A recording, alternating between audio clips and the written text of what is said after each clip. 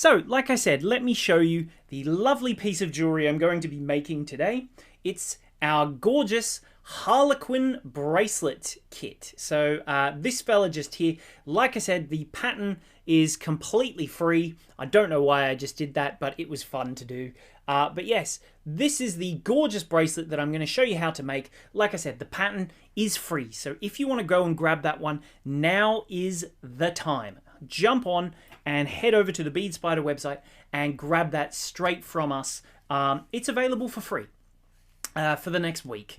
And then lastly, don't forget, share if you want to be, share this video if you want to be in the competition.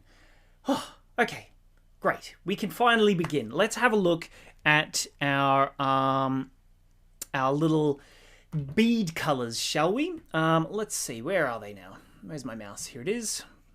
So I've got lots of different colors here that I'm going to be using. There's 7 different colors. I've got a whole rainbow worth of color to make this super cute little design. Here it is just here. This is the finished piece right here that I'm going to show you how to make. Mona says, Happy New Year, Matthew. Happy New Year to you too, Mona. Thanks for joining us. And sorry about the technical difficulties right there at the beginning. Hopefully all will be okay now. But, you know, we'll see. But yeah, so this is the pattern I'm going to be making. Let's turn this down a teensy-weensy bit so we can see the colors a bit more. There we go. This is the gorgeous bracelet I'm going to do, but I'm going to show you how to make it in square stitch.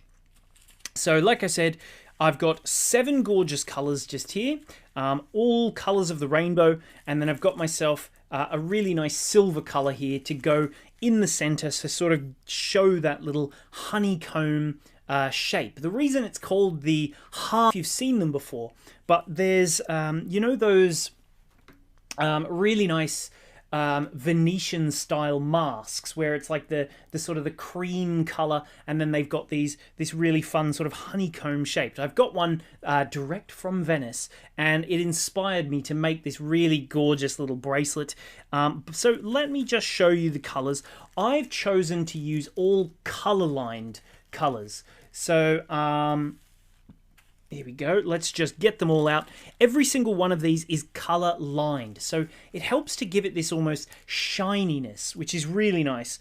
Here we go. I think we might have a bit of buffering again. Hopefully not.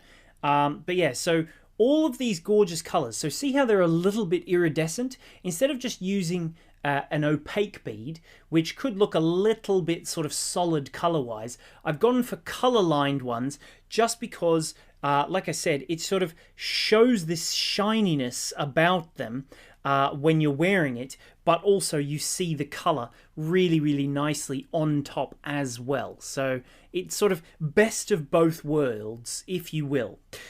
So yes, here is my purple color tone I've got. I've got the blue here as well. I've got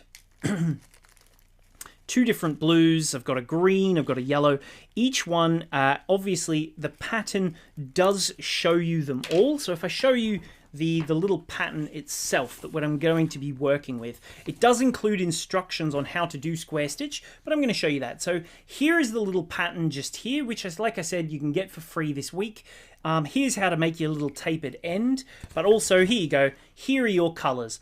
A is silver, B is purple, C is dark blue, D is light blue, E is green, F is yellow, G is coral, and H is pink. So those are all of the colors just here, as per all the different ones that I have. This is... Let's just get some beads out, shall we? I probably should have poured these out earlier, but did I? No, I didn't. You can see, whenever it's the first stream of the year, now that it's 2021, you can always tell, you can always guarantee there's going to be, it's Murphy's Law, there's going to be problems, there's going to be little technical niggles, but hopefully everything is working all fine and dandy now. So we can finally learn some square stitch. I quite like using square stitch. The good thing about square stitch patterns is that you can use them. You can do it square stitch in your hand, or you can do it on a loom as well, whichever you prefer. Either one should work. The first thing that we're going to do, as with all little patterns that we do in the top right corner here. So this is where we're working, but you can see it just goes across back and forth nice and simply. That's how we do square stitch. So I'll show you the sort of the process of learning square stitch itself. So let's just first start by grabbing a little stopper bead. That's the first thing that we need. I'll just use I don't know, what color shall I use? I'll use a pink one here. One of my salmon pink colors here. I'm going to use that as my little stopper bead. So I'm going to bring that down pretty much to the end of my thread. I need to bring myself a little bit of a tail for doing my clasp section. But hopefully you can see that one. I'm using a nice dark thread so that you can see my thread pretty nicely. But there we go. There's my little tail of thread just here, and I've got myself a nice little stopper. I'm going to go through it twice. And then following my pattern, I'm going to just start beading on my first row. So if we have a little look just here, here's my first little row. I need to start here with, it looks like 3 of the purple color, 3 of my silver, and then I've got 1, 2, 3, 4, 5, 6, 7 of the yellow, and then 1 more of the silver color as well. So if I just show you, because we do also give you that in word chart form, here you can see 3 of my color B, 3 of my color A, 7 Fs, and finally 1 A. So I'm going to just pick them up in that order. I've got them in A, B, C, D, E, F, G, and H just here. So like I said, I need 3 Bs. I need 3 silvers. 2, 3 silvers. 7 F, so A, B, C, D, E, F. 1, 2, 3, 4, 5, 6, 7. And now you can see that I'm going to just slide them all the way down to my little stopper bead just here. So let's zoom in a teeny weeny touch, shall we? So we can see what I'm doing. Let's move my beads out of the way with my little triangle. We don't need to see those while I'm demonstrating. Just get those nicely out of the way. And then we can start square stitching. Square stitch is a nice, easy little stitch. It takes a little bit of time, but it can look really, really effective. And it's perfect for this sort of design, really. So that's why we're... here we go. Let's just tighten that down. So now what I'm going to do is work from row 2. Which essentially, if you have a little look, we started over here, we're going this way, and now we're going to come back in this direction over here. So the second row, the first row goes this way, second, third, fourth, fifth, and so forth, all the way down. Kind of like a printer, as it were, as you continue down the line there. So if we have a little look, first I've got 1D, then 1A, 5F, 1A, 3B, 1A, and oh, I think I've got slightly the wrong pattern just here, do I? Yes, I think I do. I've got a funny pattern just there all of a sudden, I think. No, maybe I don't. 1, 2, oh, okay, no. All is fine. I was going to say, I was very confused for a second there. So 1D, so A, B, C, D, 1D, and I'll also just start stitching them. So you only do them one at a time. So like I said, I've got 1D, which is my light blue color, which if we look at our little pattern just here, it's this little bead here we're doing first. So each bead we do one at a time. I just realized I haven't got a silver bead on there. There we go, 1 silver bead on the very, very end. And now I will square stitch onto this little bead just here. So let's just... Whoops, zoom in a teeny touch more. Lots and lots of people commenting in, which is fantastic. Always makes me happy to see when we get some good joining in and having a big conversation, which I absolutely love. Judith, remind me, don't forget your last silver. So there we go. So essentially what we're going to do is pick up that bead, and essentially what we need to do is just create a little circle around that last bead. So I've come out here through that bead and then back in this same direction. Then I'll just come back through this bead here, pull it nice and tight, see that? And that will lock it on top nicely of that bead there. I'm using a dark thread, which you don't want to do for this design. You want to use like a white maybe or something, but obviously the dark thread you can see really easy on the video there. So hopefully that will make it a bit easier for you to see. So now, as following my pattern, which if you want to, you can always lay out your beads just here on the mat if you want to. So I can see I've got one of these, 5 of these little fellows here, so I can lay them out in advance. I've got one more silver one. Then I've got, what have I got? Row 2, 5F, 1A, 3B. So 3 of my purple ones. Then I've got 1A. And finally, 2 more little B beads. So there we go. That's what we're finishing off with. So I can just go through one by one and continue along stitching to the next bead, the next bead, the next bead. So if you just have a little look, I'll just make sure it's nice and firm. I hold it between my pinky and my ring finger there to try and help it stay nice and firm. And then of course, I'll just go through the second bead in the row. So if I'm already gone through this first bead, I'll go through the second one in the same direction I've already been.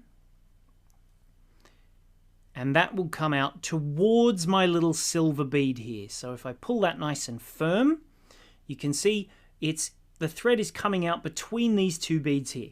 I don't want to go through any of these other ones, so I'll go back up now into this row that I'm adding. So I'm picking up this bead that I've just added. I'll keep my finger over the top as that helps to get a nice firm tension. And then make sure it stays on the right side, stays on the top. There's my little thread on the top there. See that? Nice and tight on the top. Pull that and yank it firm. And now you'll see they start to sit sort of side by side. It'll come together more and more nicely as we continue. Give my little tail a pull there.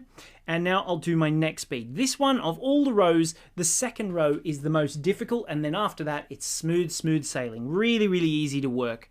So let's just go through the third bead. So I pick up the third bead in my row on coming back here, and then through this little section just here. So through that third bead, pull that nice and tight, and then of course again I'm holding my thread nice and firm with my fingers, and then I'm going to come back through this bead that I've just added. I'll keep my thread on the top like so, pull it all the way nice and tight and get it firm, and that will continue that little square stitch. So I'll do it again, and we just continue along like this the whole way until we get to the very end. So through that bead again, so we're coming out of here, pick up one bead, go back through the one bead below, pull it tight, hold my thread, and then through that bead that we just added in the exact same direction one more time. Here we go. Just pull my thread nice and tight again. If it goes underneath, it goes underneath. It's not a big problem. Just as long as it's in the right gap, pull that tight, and there we go. There's the next of our beads. So I'll just keep going like this and continue working along, go towards the other side. So the reason it's called square stitch is because we're working in a square. See, like that? Every stitch is in a square, like this, round and round and round and round and round. Here we go.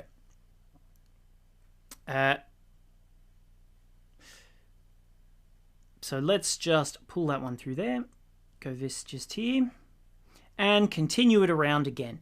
You can also, if you want to, which I find it's quite easy to do, is if you want, you can also do this first 2 rows together in like herringbone. So it's another way that you can do your first row, but I wanted to show you it with the proper square stitch technique, but you can also do it the first row in herringbone, just the very first one. Let's pull that nice and firm now. I'll do it on the table so that we can see a little bit clearer what I'm doing. I'll sit a bit closer as well. There we go. And now let's just get a little closer even. And And now that I'm coming out just here, let's go through this. I tell you, the yellow beads on a yellow bead mat was not a great first choice of colours. Should have chosen a different colour. Doesn't matter. So anyway, we'll pull that through there, and that will just lock into place our next little bead. So I'll just continue along, adding my beads one by one until eventually I've got my second row done. After that, it's much easier. So you can see we want this bead to sit directly above this one, so we'll go through that one there. So let's pull that nice and firm. And then we go back through the bead that we just added. Did I go through one too many? No. Did I go through the wrong bead? Yes, I did. Haha. I wasn't paying enough attention. I went through the wrong bead. So I'll just take my needle off real quick. And the great thing is, if you do accidentally do that, it's really easy to just pull on that bead that you've just added and pull it back out again. See? It's almost like I did it on purpose so I could show you the mistake. I didn't, though. But there we go.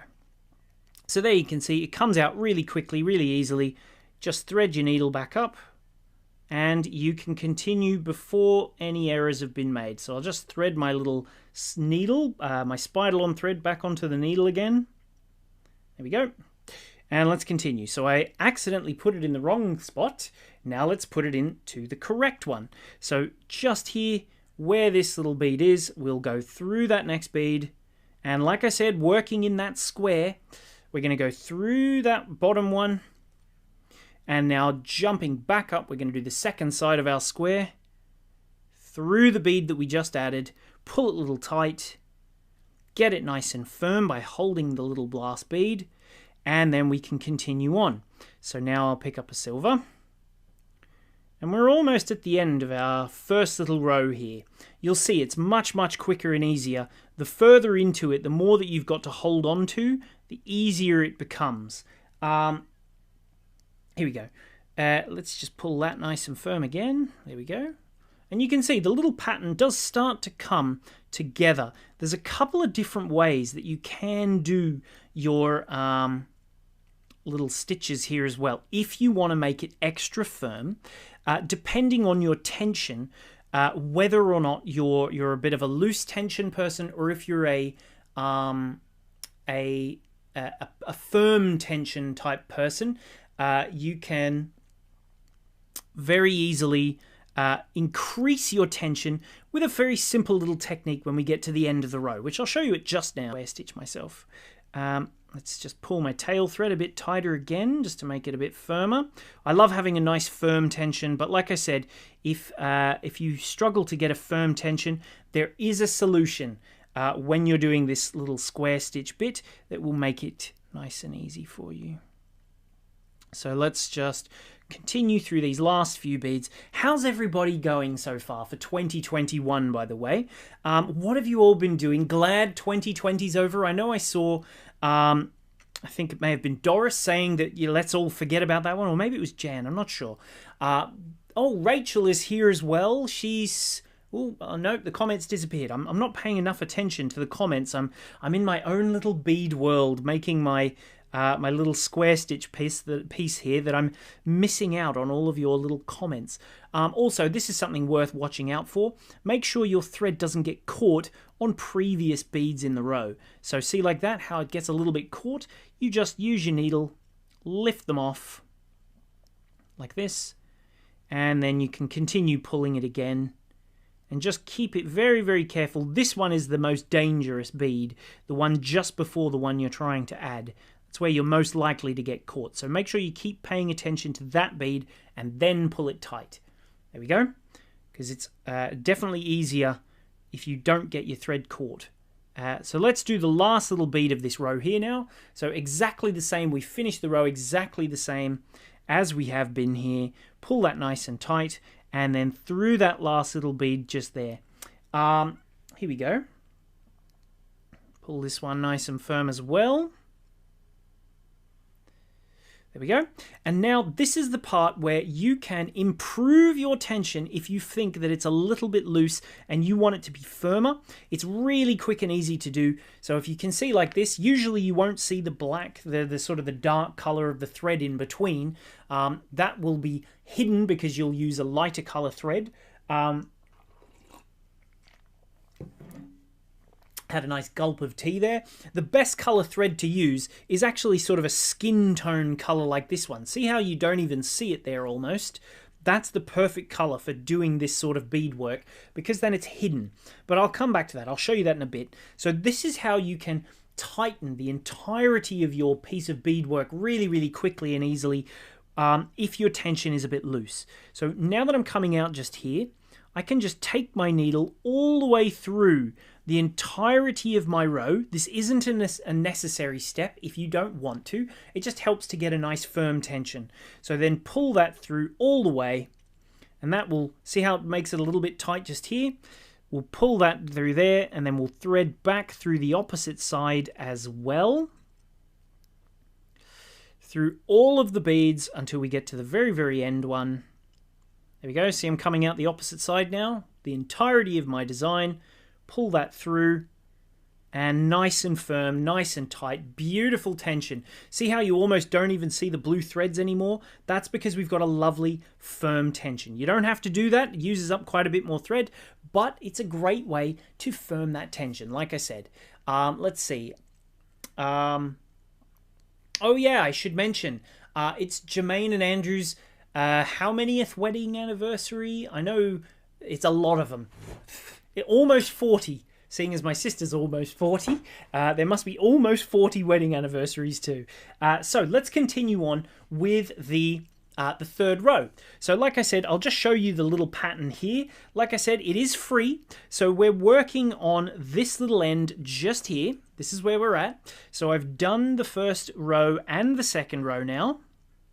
And now it's time to do my third row. So don't forget, if you've only just joined us, this pattern is for free for the next week, so that you can just jump onto our website and download it free of charge, after which it'll be £3. So anyway, row number 3, we've gone this way, then this, and now we're coming back in this direction. So we're going to do a purple, silver, 5 purple, silver, 3 yellow, 1. That's my favorite kind of beading, is the kind of beading you don't even have to think about.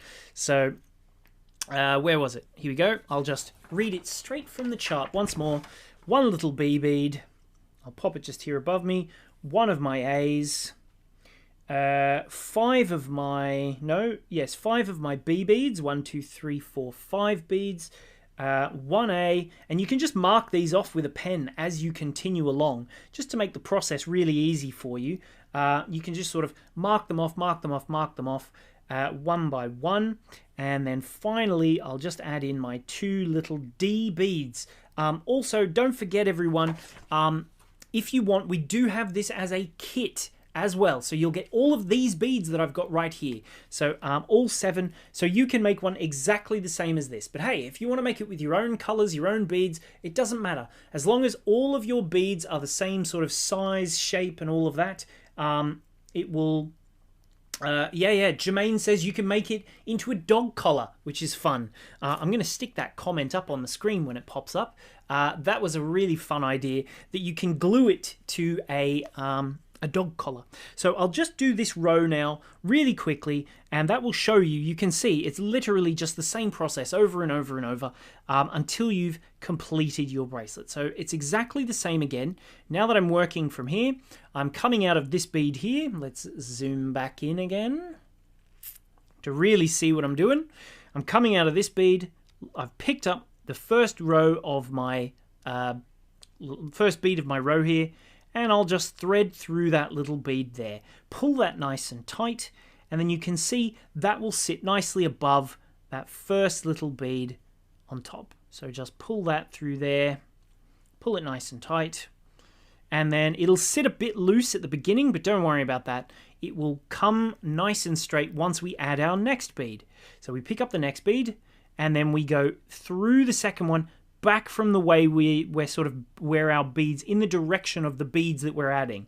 So seeing as my beads I'm adding are here, I'll go backwards through this bead little here, and there we go. So towards myself again, and pull that in nice and firm, and see that it just pulled that second bead nice and straight beside it.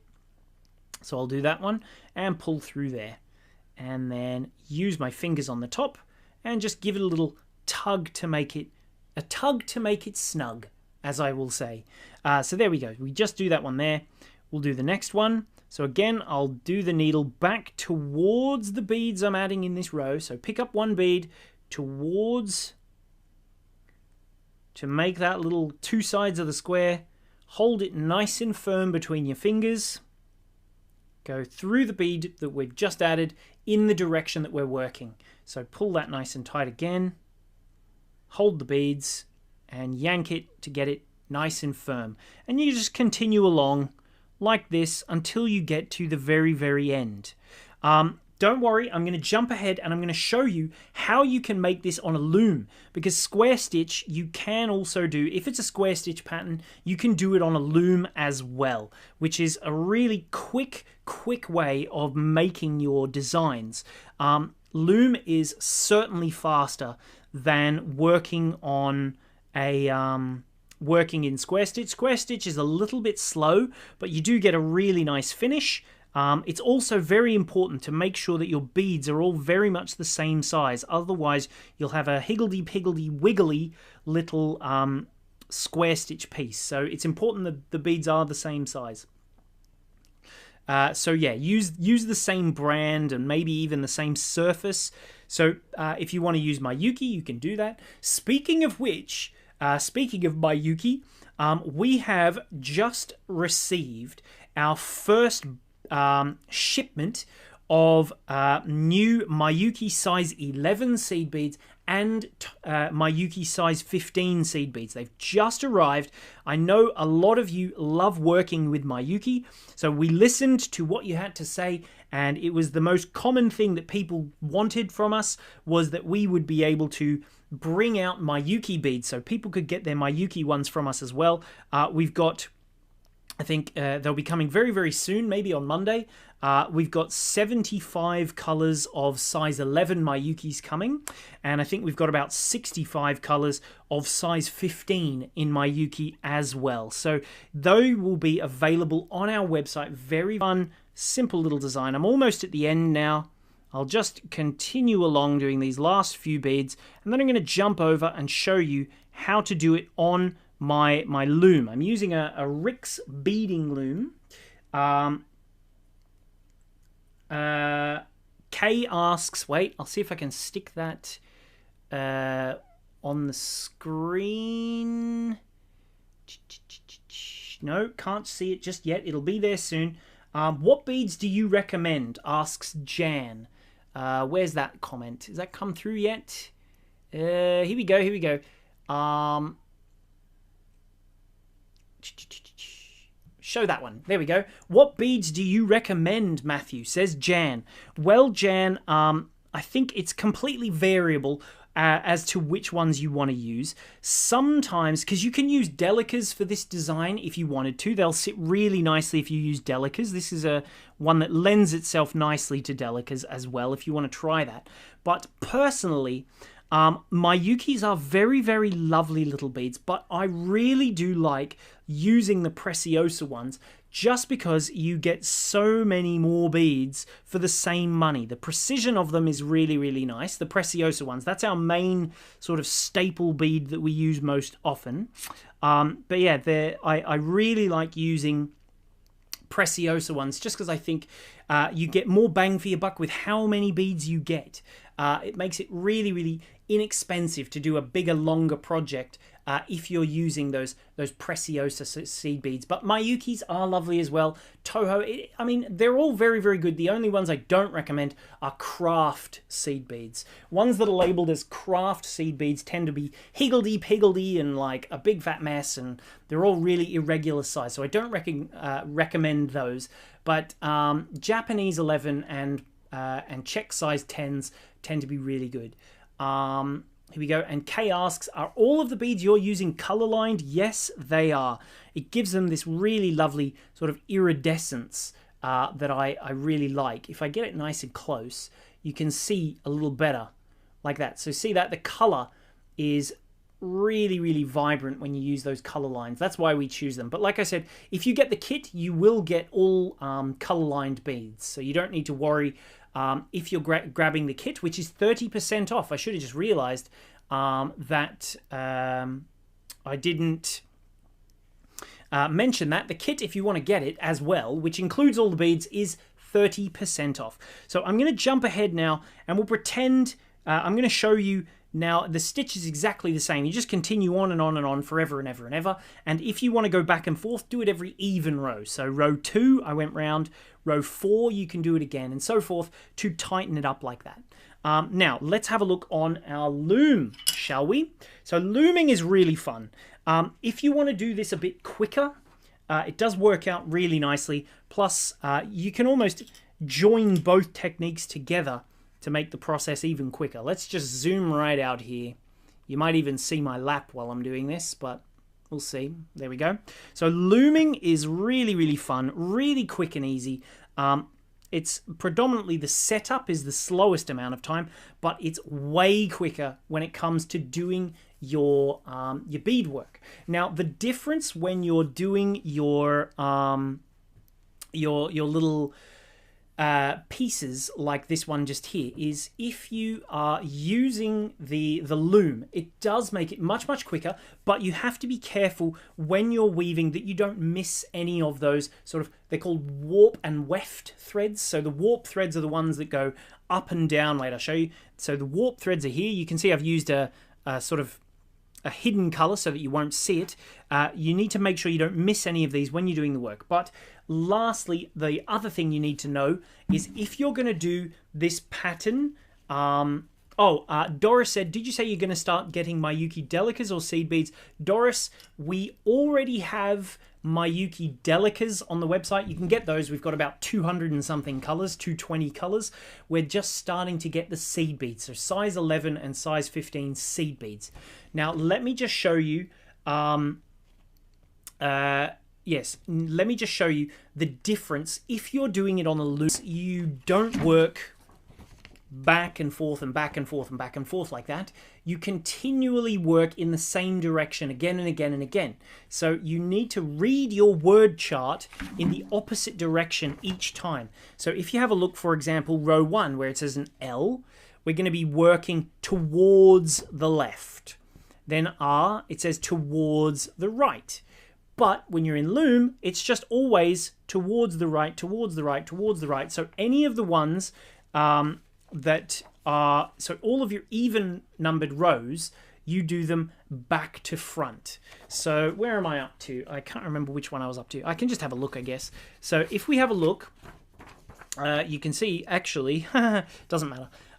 If you have a look at the little pattern just here, which it's flipped, funnily enough, the loom has been done backwards, but it doesn't matter. So where we are now, so this is where we're at just here. So I need to add this little row just here. But because I'm working in this direction, my word chart, I have to make sure I'm doing them so that it's in that same direction.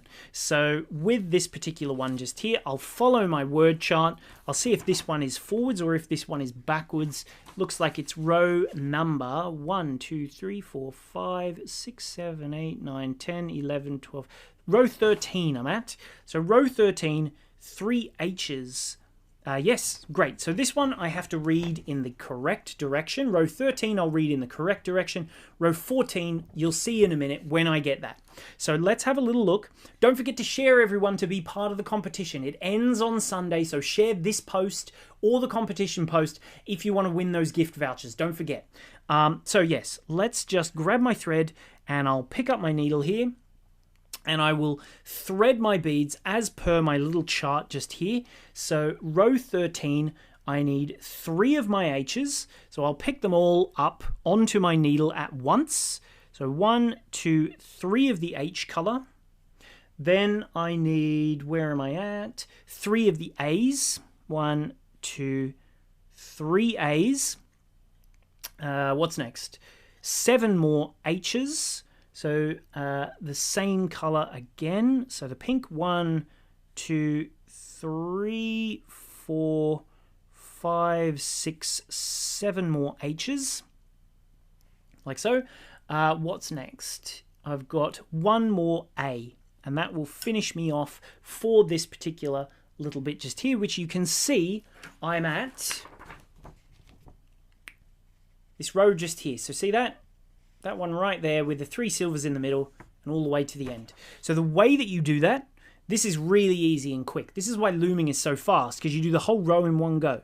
So I'll bring it from underneath. If you can see here, see all these different threads. Let's just zoom in, shall we?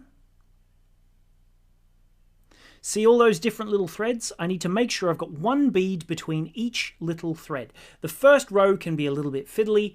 The second row is easier, and then after that, it's just really, really easy. Every single time, they're like nicely spaced apart. So I'll just hold my little thread like this, and I'll just keep them underneath. Keep my finger underneath. Make sure the threads stay nice and firm like so. And then as I pull that nice and tight, I can get that nice and firm. And then I'll just make sure I'm going over the top, so I angle my needle upwards as I'm going. So towards the camera here, my needle is like upwards like this, pointing up, and I'll just go through bead by bead, rubbing the top, making sure I go above those little threads each time. And you can sort of use your finger here to just push the beads up and above to sort of make sure that they're popping above, and I'm going to continue going over each thread. So see that? There we go. And now, so I've got essentially one thread goes through all the beads underneath all of these rows, and then I've got one thread coming back, which it's about to, once I take my needle through, going over the top of all of the threads. So pull that nice and tight, and I'll just give my thread here a yank on this side to make sure it's nice and firm on this little edge, and then I'll just pull all the way, and there you go. There's a whole row done. So now I'll do the next row, row 14. So you can see it's a lot quicker. You can do the whole bracelet in just maybe 1 or 2 hours if you're quick. Where with square stitch, it's a bit more of an involved project, a full little piece. Pearl says, I love the colors you're using for this bracelet. I love them too, Pearl. I think they're gorgeous. The color line is what really makes them interesting.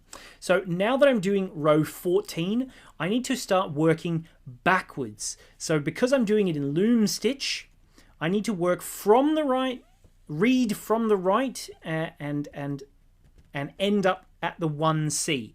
So I've got 2 H's to start with, which is, which color is it first? So yes, now that I'm back here, I need to do 2 H's first. So I'll just lay them out on the left here so that I can thread them all up one by one as I'm going.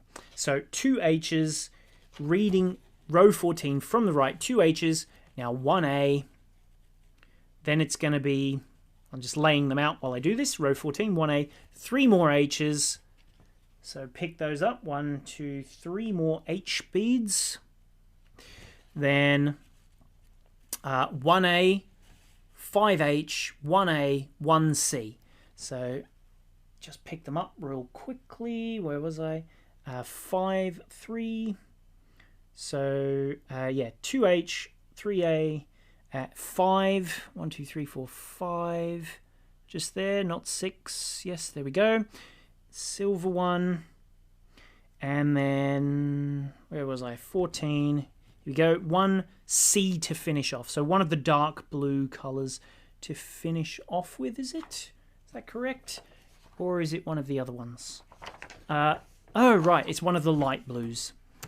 Yes. Okay, Jermaine swapped the light blue and the dark blue, so I have to do the light blue this time. So now I'll just pick up all of my beads onto my needle. So I'll zoom out so you can see what I'm doing while I pick them all up. I've got them all just laid out here nicely. 1, 2, 3, 4, 5, 6. I think it's important to count 7 so that you know you've got the full 14. 8, 9, 10, 11, 12, 13, 14, because then that way you'll know very quickly if you've missed any. So I've got my full row here with all of my beads on it. I'll take it underneath, like so. Press my finger to hold them in position. Oops, make sure they stay there nicely. There we go. Using my finger underneath, I'll take it out all the way through, like so. So it's nice and firm. And now again, I'll make sure I'm above all of the different threads. So I'll go into first this bead, and then just like I said, using my finger to just push them up as I go along to make sure it goes over the top every time, like so. And then through the last one. Now, by the way, we don't have too many stock of the looms. If you want to get looms, we've only got a couple in stock for anyone who's wanting to get them, but they are available. There's only about 2 or 3 or something. But yeah, you can also use cross-stitch designs, says Anne, which is a great one. Anything where the beads are all side by side like this, you can sort of go back and forth like this. So now I'm on row 15 again. Here we go, row 15. So I'll start with 1H, 1A. I'm just reading along just here. So there we go, 1H, 1A, 5H. So I'll just pick up 5 little beads just there. Whoops. 1, 2, 3, 4, 5. Where's the next one? Where am I at? 1A. 3 more little H's. And this is the last row I'm going to do in looming. And then I've got something really interesting I think you're going to love that I'm going to show you. They're fantastic for this style of bracelet. They're a little expensive, but they look amazing. They're a particular style of clasp. But you wait and see how it looks. Let's just do this one more row, one more time. So all the way through, all the beads, pick them all up. One by one by one. Here we go. Through there. And now bring them underneath. Whoops, I dropped a bead there. Just thread him back on. This rogue little fellow disappearing off into the distance. And then just pop them underneath in the gaps again. So if I just zoom in a little, you can hopefully see that. So holding my needle. There we go. Using the strength of the needle to hold the beads in place. Pull that tight through there. And now over the top, till you get to the end. And if this is moving, it doesn't matter. You can push them in at the end. Just let it pull nice and tight. Slide them into position and pull. There you go. And then that sort of continues on, and that's sort of how you can do it with the loom. So let me just pop my needle down there. And let me show you, as promised, that amazing clasp. So like I said, they're a little bit expensive, but they're absolutely amazing. Oh, Jan says, how will you know if you catch a warp thread as you go on top? Well, Jan, it's not a huge issue if it does happen. It's not a big issue. You might just, I'll see if I can find one in here. There's bound to be one. There, you can sort of see, are there any? No, clearly this one's been made perfectly. There, I'll just show you just here. You can just sort of see it just there on top. You can just see it a little bit. It's not a huge problem if it's sticking up really. You'd almost never see it.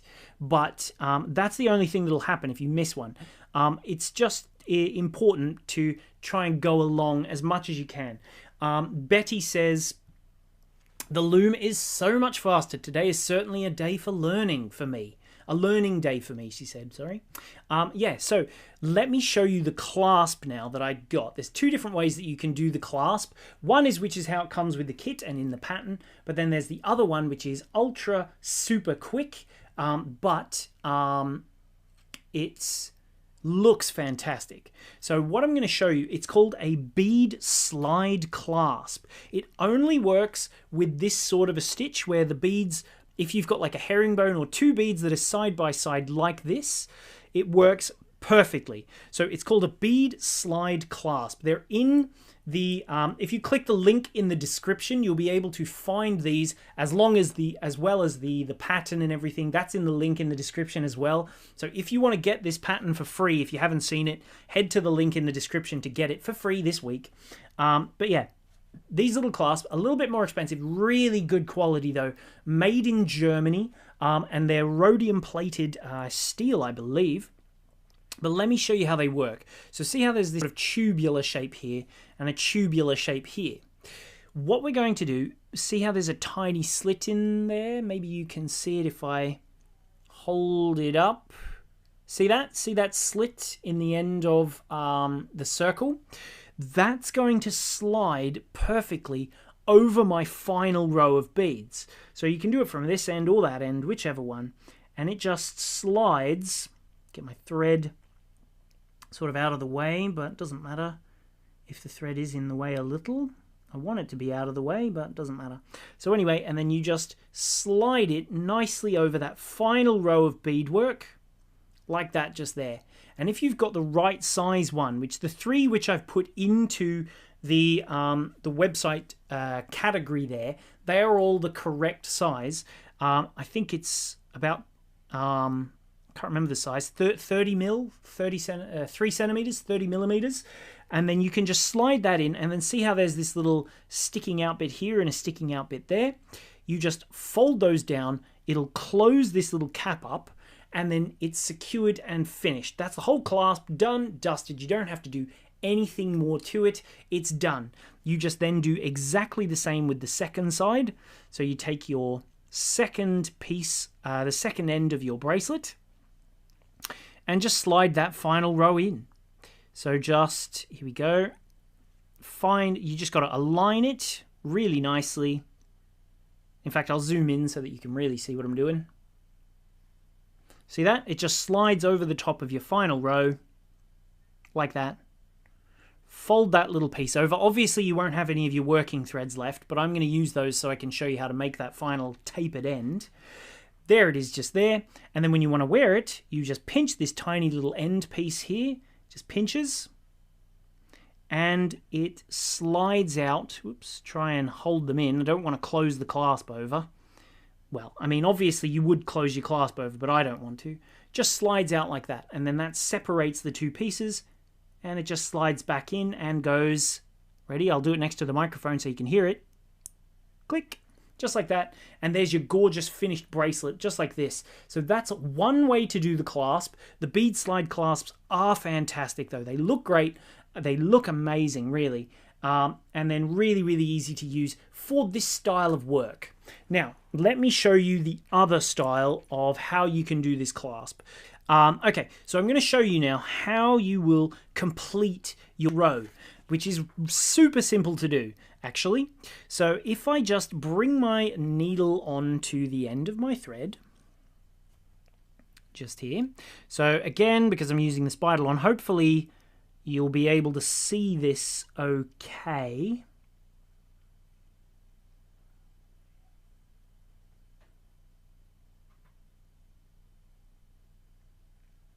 There we go. Put my thread through there. And I'm going to just taper down the end of that little section just here. So with my thread coming out here, I need to make sure I'm coming out at pretty much the bead that's one from the end. The easiest way is to just weave all the way through and all the way until you get to just that very last bead. I, though, will not go all the way. I'll just go some of the way. That's enough even if you want to just go that far. And then, am I going to be coming out the right way? Wait a second. Where's my thread going to be? Wait. Yes. Good. For a second, I was a bit confused. There we go. So, whoops, pull my thread.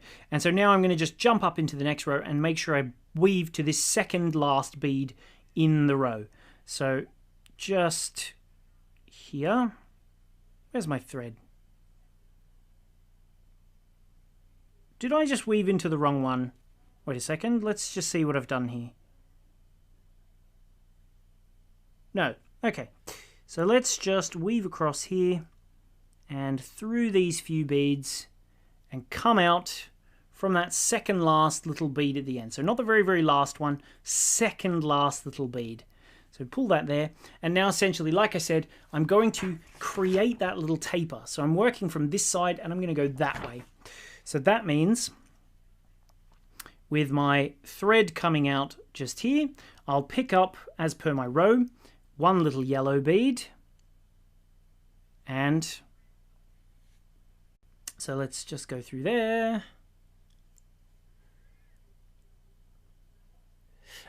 Betty, do we need to let you know that we've shared the video to be in the running for your giveaway? Well, Betty, no you don't actually, because when you share, Facebook will tell us. There's like a little button there on Facebook where you click share. It says how many times it's been shared.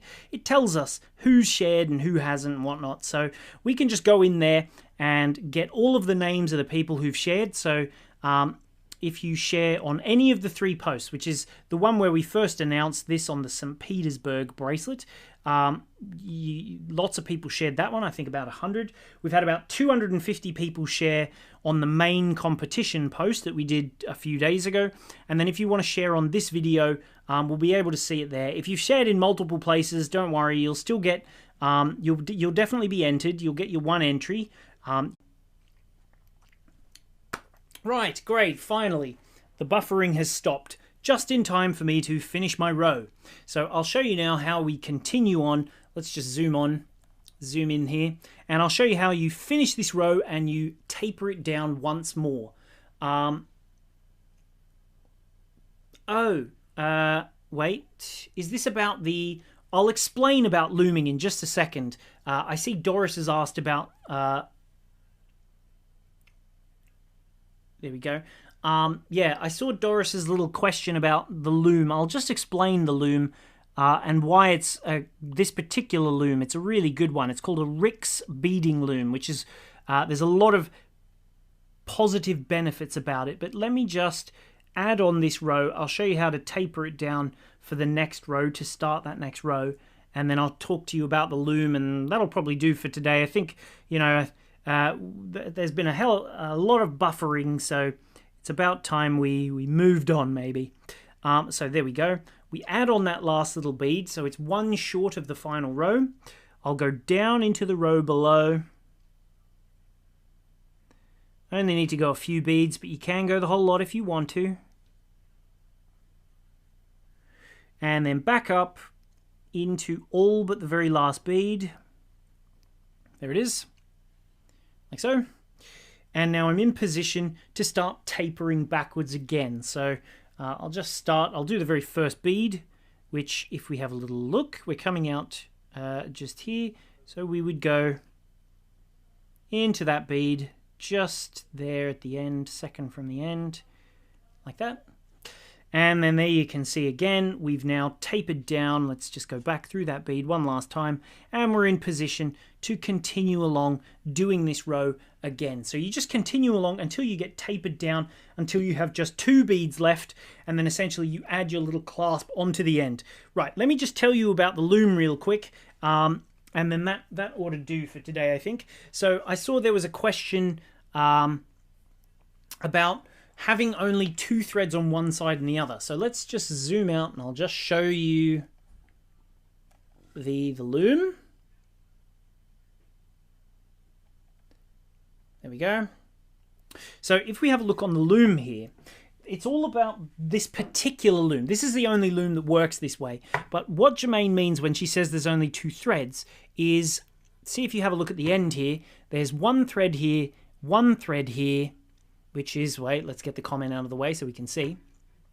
So our warp thread, which is all of these threads here, it's actually just 1 really long thread. On a traditional style loom, you have lots and lots of different threads across all the different like rows, 1 per row. You have to have an individual thread and an individual thread and an individual thread all the way along, and it's a big faff to sort of get them all nicely into position, if you know what I mean. Where with this particular one, it's much easier than that, because you attach from this side just here, and then you just go over the top, and you go over this side, then back over this side, and back and forth on just 1 single piece of thread to make 1 really long single piece of thread. All your warps are made with just the 1 thread here, and then eventually when you get to the last thread, which is this one here, it just attaches to the opposite side of your loom there. So you just plug it in. It wraps around these little golf tee looking things. They just plug in, and that helps to give you a nice firm tension. It's a really, really clever loom, this one, for doing these looming, because when you finished, the number of threads you have is very few.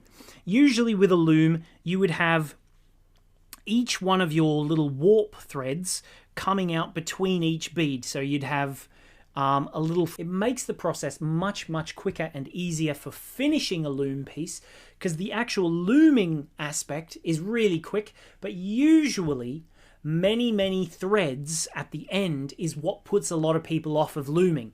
But this particular one, like Jermaine suggested in the comments there, you've only got the one thread here, and then the one thread that you've been working with at this end, and then the same again over here. So the one thread that you which is connected to the white warp thread there, and then the one that you've been doing your weaving with again. So that's why there's only 2 threads at either end on this particular piece. That's because it's the Rix beading loom that does that. So there's only a couple of these in stock. So if you want to get them, be quick. If you're in the US, I'm sure you can probably get them over there, because they you'll probably find that shipping is quite expensive. But yeah, otherwise, it's very, very good little loom, because, zoom back out again, because of this little plug system with the bar, making it really easy to get them on there. You've got your little piece just here, so you can adjust the size. You just have to measure from this little pole to this little pole the size that you want, and that will be your finished design length. So this, from this pole to this pole, is currently 7 inches. If you've got a ruler, you can check that. And then if you wanted it a bit bigger, you would just undo the nut and slide it that way. Or if you wanted a bit smaller, undo it and go this way. And then you just sort of put the other second nut in the same spot to compensate. It does also have like a little magnet there, so that if the phone rings, you just pop it on, and then you can forget about your little needle as well. Really, really good. But yes, that's the little Rix beading loom, which we don't have many in stock, but if you want to get one, they are fantastic value, much better than a traditional style loom. Traditional ones are definitely cheaper, but you'll use it once and you'll get fed up with how many threads you have to get rid of at the end. So Rix is the best system. But yeah, thank you very, very much, and I'll see you all next time. Have a lovely afternoon, and yes, happy beading. Go get the free pattern. You've only got a week to get it, so if you haven't got it already, go get it now. It's free. All right, see you later. Bye-bye.